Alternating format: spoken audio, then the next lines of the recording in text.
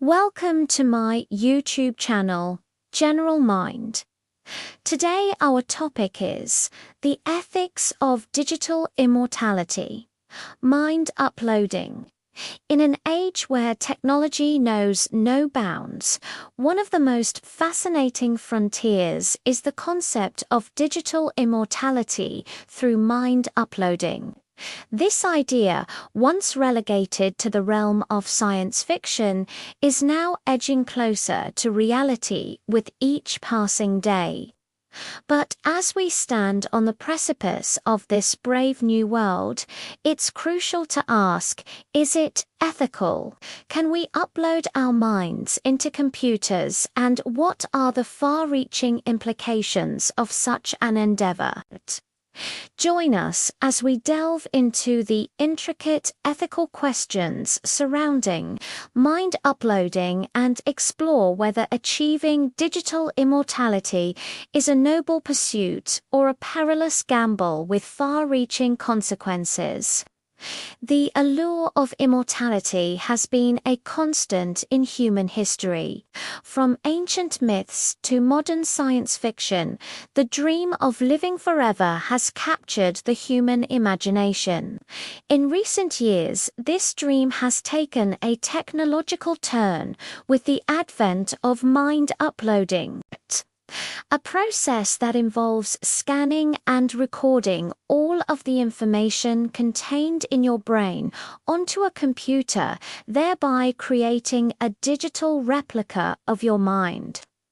This digital consciousness can then theoretically be stored and even transferred to different substrates, potentially allowing for a form of digital immortality. At first glance, the prospect of digital immortality through mind uploading seems like a logical progression of our species' quest to conquer death. After all, if our minds are nothing more than complex information processing systems, why should we be able to save those systems to a drive and upload them back into a new system whenever they become corrupted or destroyed? For many, the idea of being able to live forever in a digital paradise is too tempting to resist. It promises freedom from the limitations of the human body. The possibility of experiencing anything and everything the universe has to offer without ever truly dying. However, upon closer inspection, the ethics of such a procedure come under scrutiny. One of the primary ethical concerns surrounding mind uploading is the potential for creating a digital divide. If the ability to upload one's mind is limited to the wealthy elite, it could exacerbate existing social and economic disparities.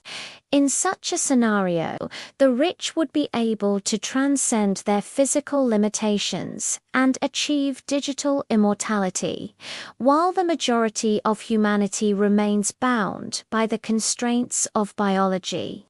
This raises the specter of a new form of inequality, one that transcends our earthly existence and extends into the digital realm. Furthermore, the process of mind uploading itself is fraught with ethical dilemmas. It would require an invasive procedure to map every neuron and synapse in the human brain, and the very nature of consciousness is still not fully understood. What happens to the digital copy of a person after it's uploaded? Does it have the same rights and protections as the original? And if not, who decides what happens to it? These are just some of the ethical questions that arise when we start toying with the idea of digital immortality. The ethical quandary becomes even more complex when we consider the potential consequences of widespread mind uploading. If everyone were to adopt this practice, it could lead to an overpopulation of digital minds with nowhere to go. We might end up creating a digital wasteland rather than a digital paradise. Additionally, what happens to the original human bodies when their minds are uploaded? Are they discarded, left to rot, or worse? The ethical implications of these scenarios are disturbing and demand careful consideration. Another pressing concern is the potential for misuse of mind-uploading technology. If our digital minds become susceptible to hacking, it could lead to identity theft on a whole new level. Imagine someone uploading your mind into a computer only to have it stolen and used for nefarious purposes. The very notion of digital immortality could turn into a nightmare of digital piracy. And what about free will?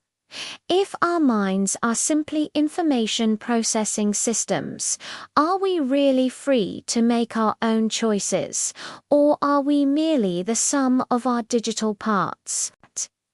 The implications of this line of thinking are profound and challenge our very notions of what it means to be human.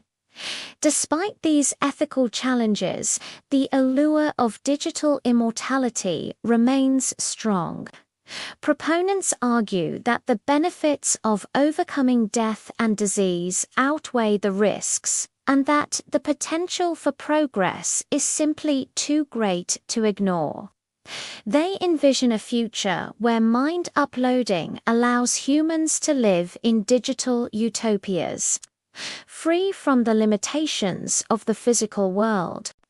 But such utopian visions ignore the complexities of consciousness and the messy realities of human existence. Consciousness is not merely information that can be scanned and saved. It's an emergent property of the human brain, something that arises from the complex interactions of neurons and synapses. We don't yet understand how to replicate these processes digitally. Moreover, the human experience is not just about the information contained in our brains. It's also about our interactions with the physical world around us. Our senses, our emotions, our memories all shape our experience in ways that are difficult to capture in a purely digital realm. By attempting to upload our minds, we risk losing what makes us human. Some argue that the right to die with dignity supersedes the ethical concerns surrounding mind uploading for those facing terminal illnesses or severe disabilities. The prospect of escaping the limitations of a failing body is too tempting to pass up. If a person has the right to end their life to escape suffering, shouldn't they also have the right to upload their mind to achieve a form of digital immortality? But this argument ignores the fact that mind uploading is not currently a viable option for most people.